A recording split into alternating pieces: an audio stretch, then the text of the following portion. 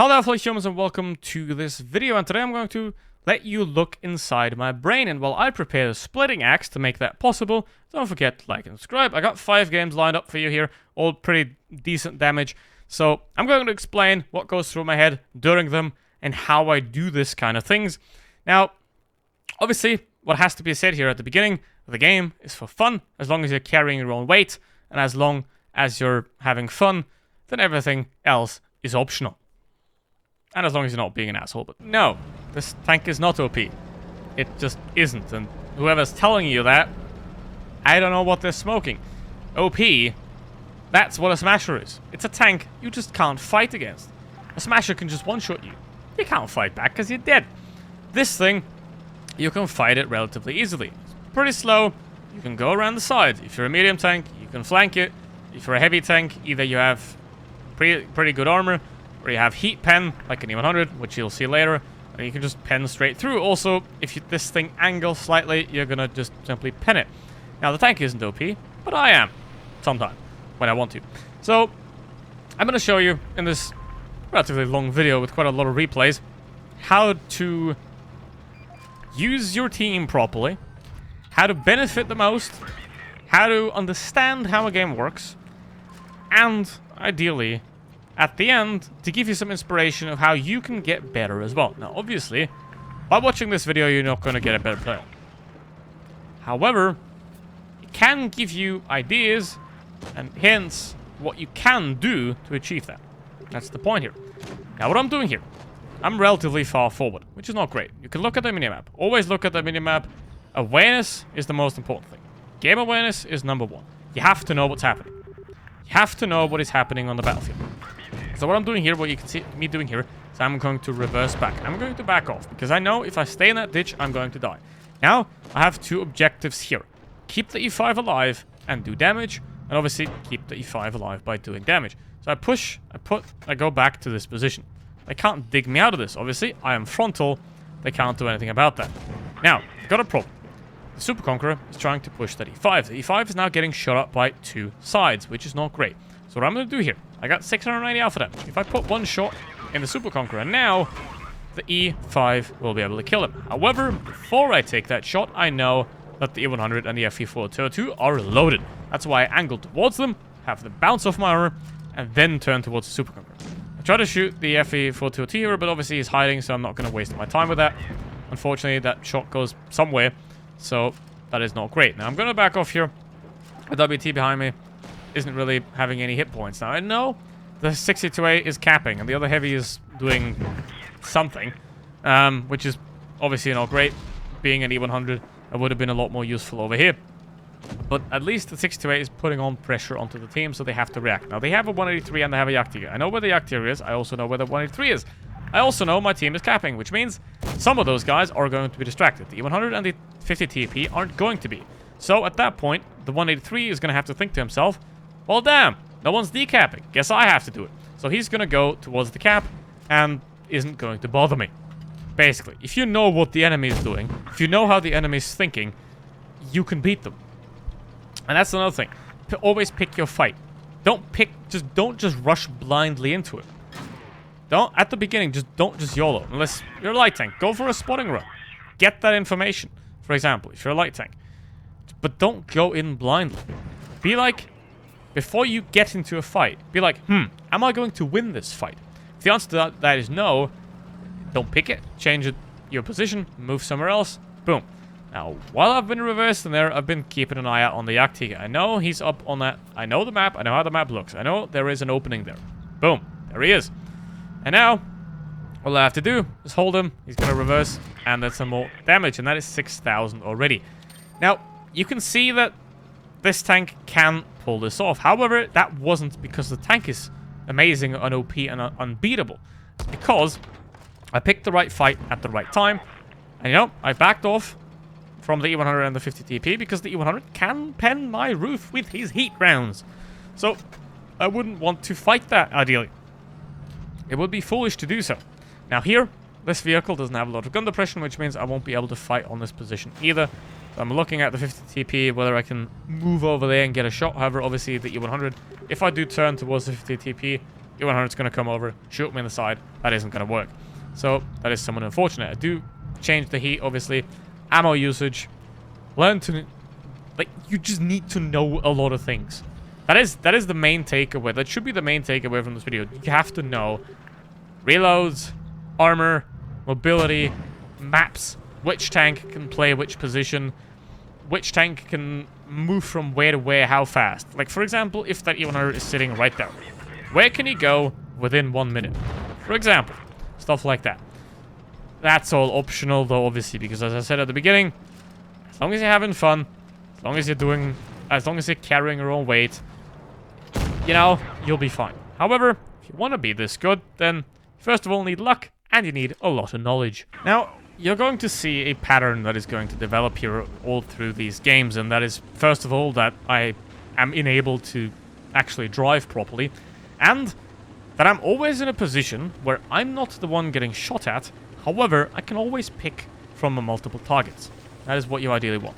You want to be in a position where you're not the main focus of the enemy, but you're the main damage dealer towards the enemy. Because that way, you keep your gun alive for longer, and the enemy loses more HP. Now, I do go up the hill. That is very risky here.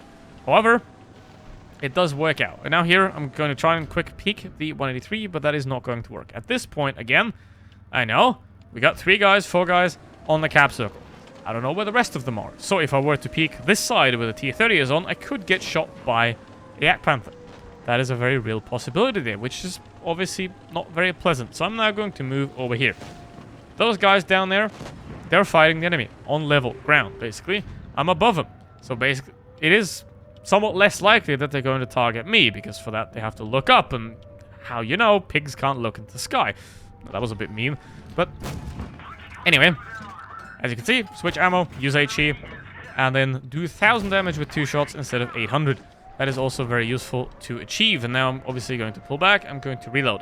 And what is very important with autoloaders is you want to have them in a position where you can unload, and then you can get into cover. And while you're unloading, you always want to be in cover. Now, something's gonna happen soon that I did think of, but I just let it happen at that point, is the 183 pops up on the minimap, as you can see right there, and something's gonna happen right now, and that is 1200 damage. What I'm going to do here is, yeah, well, he's shot.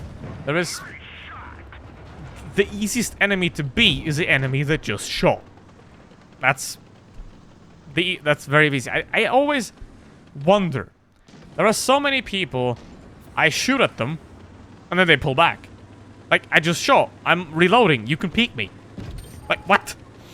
So, also, I know 183 is reload, roughly somewhere around 20 seconds.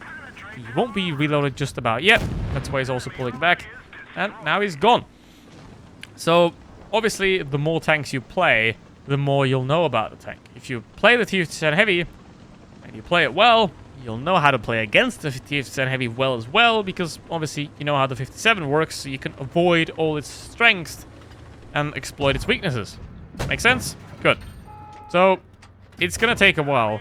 To get to this level of skill, it is going to take a lot of tanks, and it is going to take quite a while to do that. Alternatively, you can suck for a couple thousand battles, make a reroll, and claim it never happened. But we don't do that here. So, obviously, again, gonna reload. I already know what is great about autoloaders is that you can use the downtime to look around. Where are my team? Where are the enemy team? What are they doing? Now, Super Conqueror can unload another 2 shots of HE into his back. And here we go. At this point, I could dive bomb the IS-4, but that seems to be a very bad idea. Gonna look back to the Super Conqueror and finish him off. And now I'm going to fully reload here. 5,000 damage already, which is relatively solid. Now, one thing you have to keep in mind with games like these, with like 6-7k games, something like that, there was always going to be some portion of luck involved. You're not going to average this, unless you're farming literal bots. So, there's always some portion of luck and luck of the draw involved, essentially how well your enemy plays, how well they position themselves, stuff like that.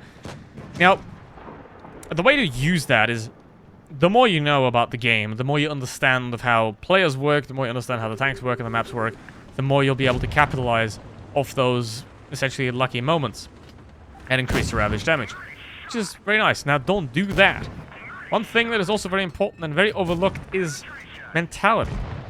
If you are in a bad mental state, if you're angry, if you're sad, then you're not going to perform as well as you are if you're simply having fun, if you're having a great time. Now, if you are having too great of a time, you could get cocky and die, but that's gonna...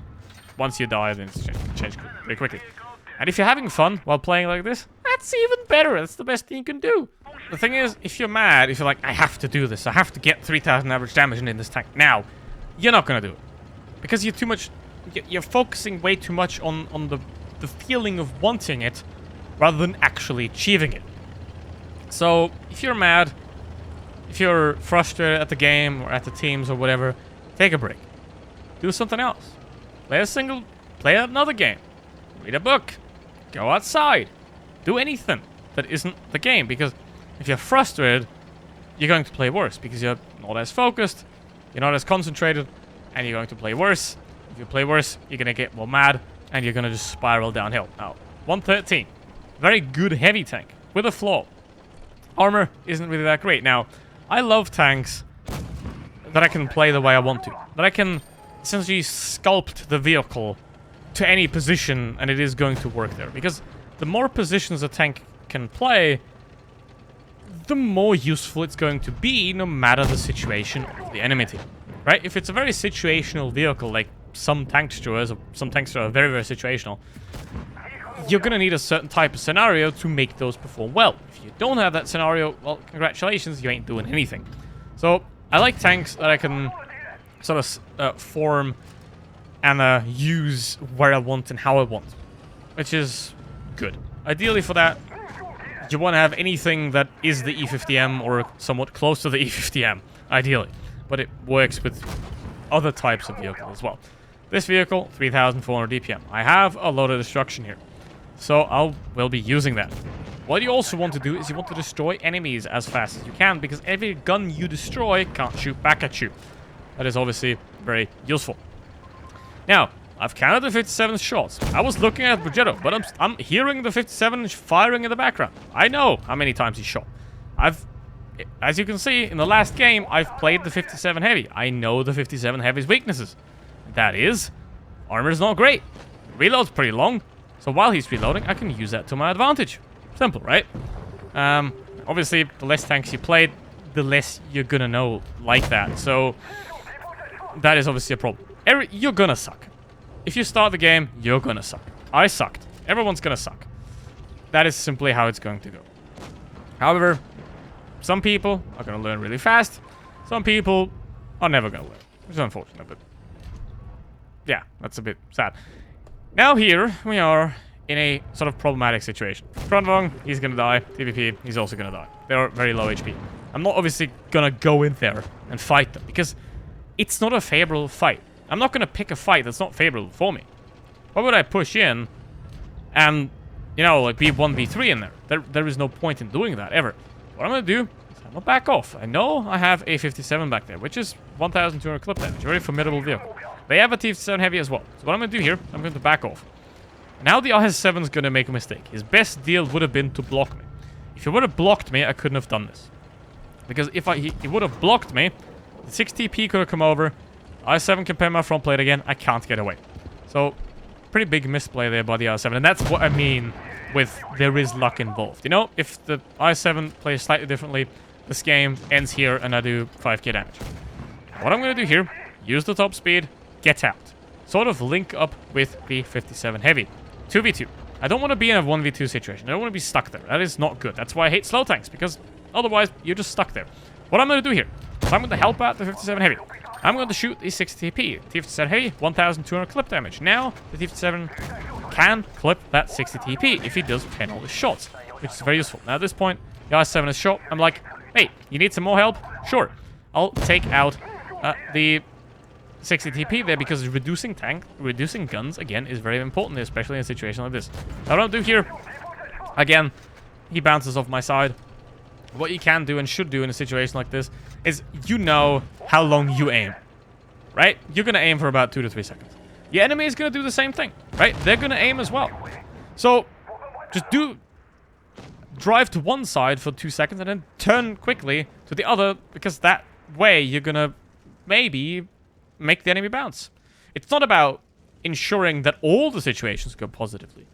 It's about ensuring that as many situations as possible end positively for you, which is very nice. And obviously the 57 Heavy is going to finish off the IS-7. I did 7,000 damage. And again, as you can see, had many targets to choose from, had a lot to shoot at, wasn't the one being shot at, because I played the correct positions and I had the correct awareness to play those positions as well. Now, next one, 50B. You can see a pattern here, right? You can see the pattern. I'm playing tanks that like to play around the teams. Not with the teams, but around the teams. Because the thing is here, at this type of skill level, I think at one point you know you're the better player. The average player is going to do around 1,700 damage. On a good day, I can do 4K without a problem. If I want to.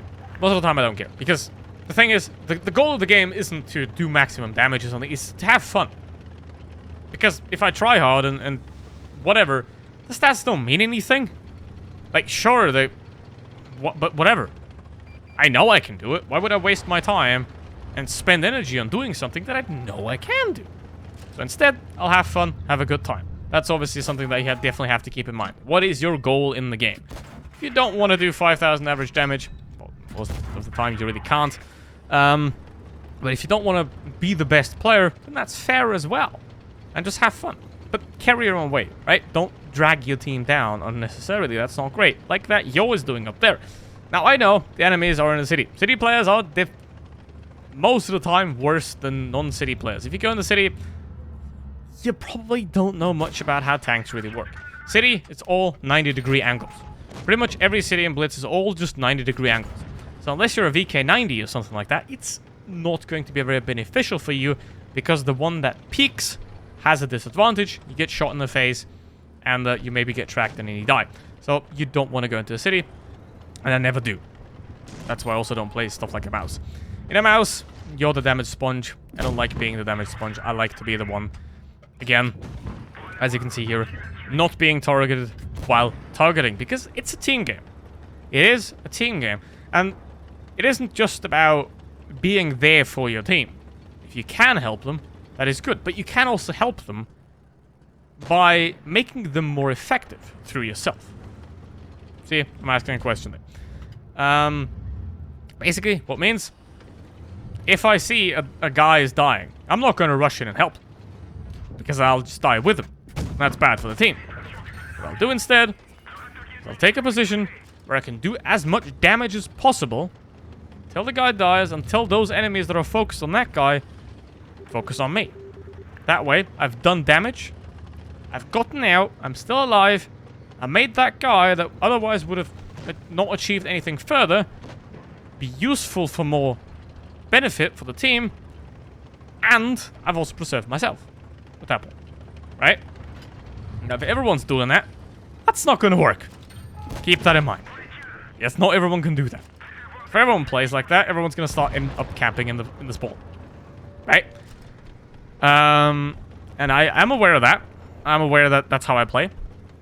I know I have a certain type of playstyle where if I don't pick a fight with you, you're not going to fight me. You're not going to fight me. Right? If I don't want to fight you, you won't be able to fight me. And that is also something I think that's very important. Pick a fight. Don't just rush in blindly.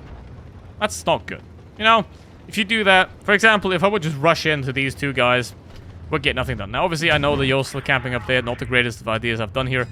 There you go. Yo. However, keep in mind, you're 300 alpha damage. Important.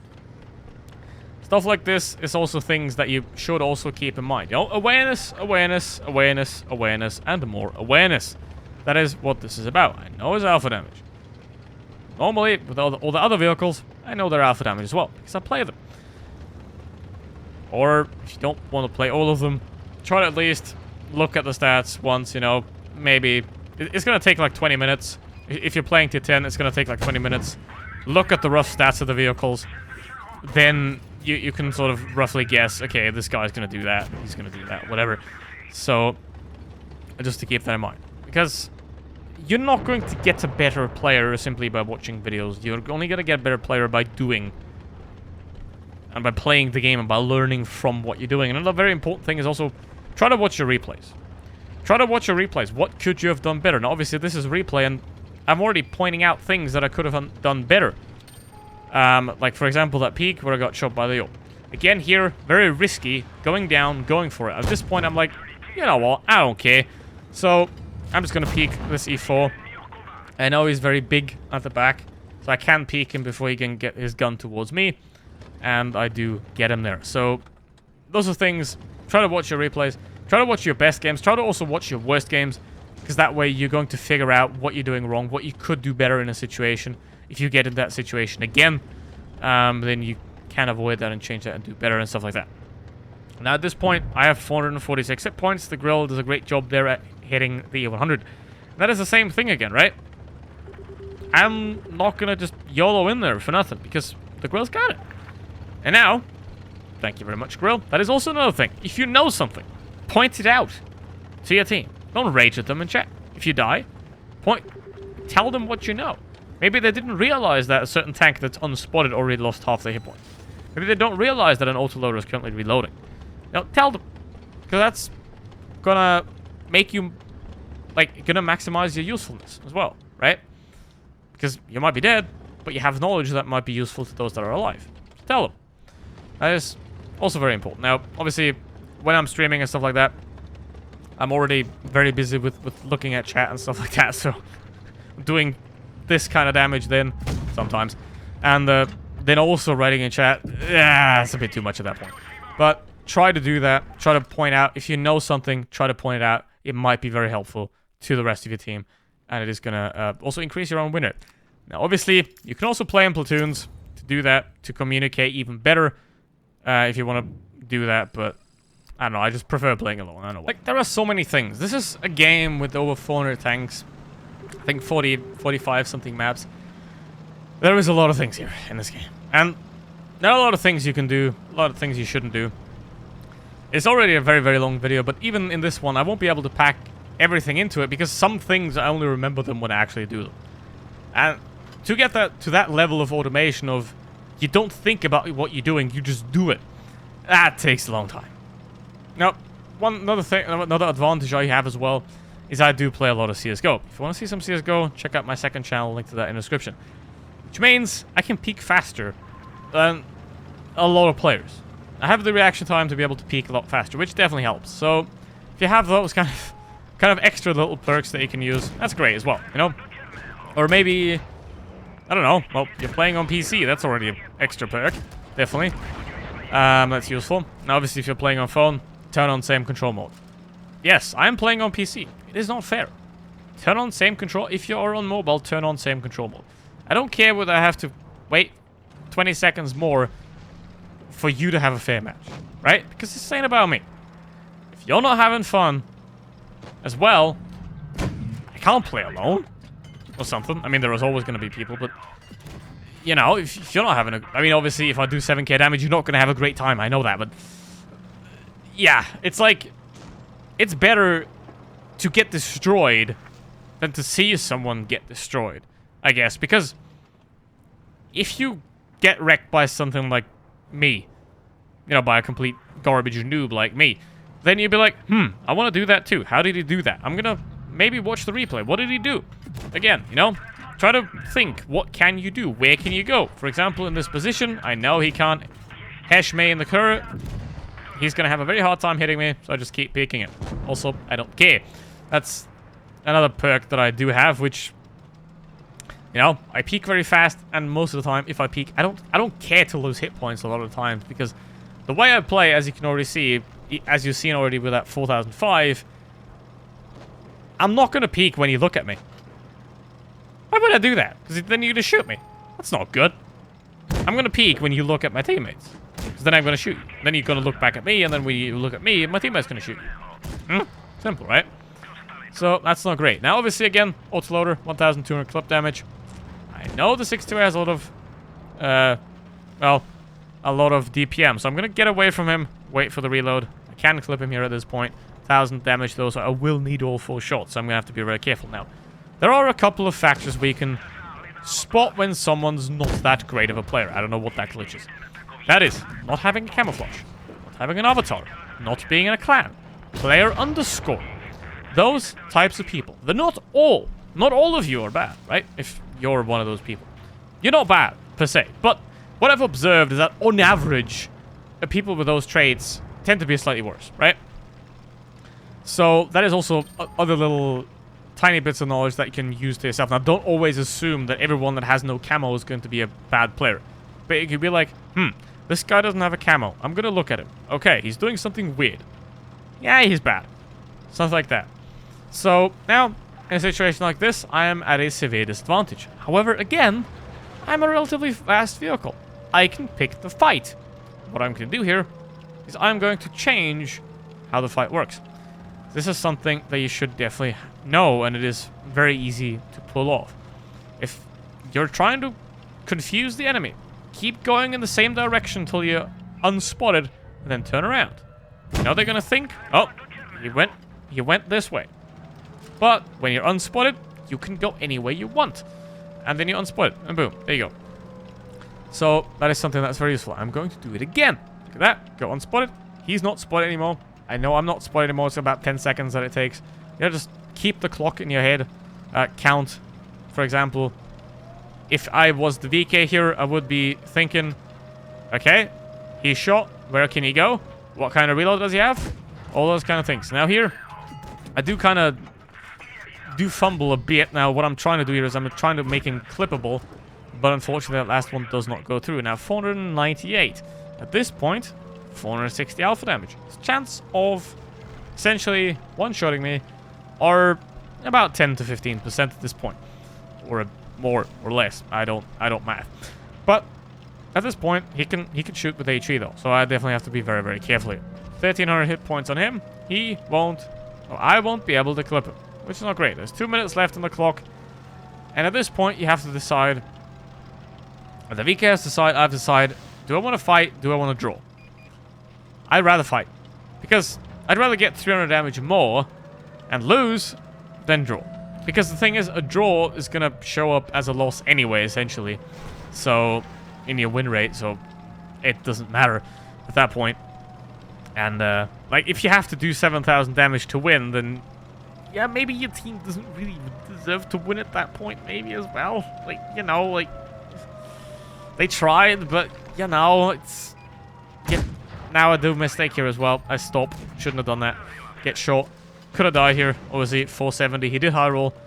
But now I'm on 28 hit points. And yeah, at this point, I'm like, you know what? He can't cap. I'm just going to chill. So, the thing is, how do you get good? Let's sum up. Obviously, because there's nothing going to happen here. Let's sum up. There are a lot of little tricks that you're going to pick up over the years. I've been playing this game for 8 years. If you start off now, you're never going to be good at that. Never expect to instantly be good. You know, if you start the game, if you started the game a year ago, you can't expect to suddenly do a lot of damage. You know, set your own expectations, you know? Just because I can do 4k average damage doesn't mean I should expect that from you. All I do average. As long as you can do average, it doesn't matter. Everything else is your personal expectation. If you're happy with what you're doing, that's fine. You know, set your own goals and then try to hit those. That's very important. I have no idea how that happened, but gun mantlet, I guess.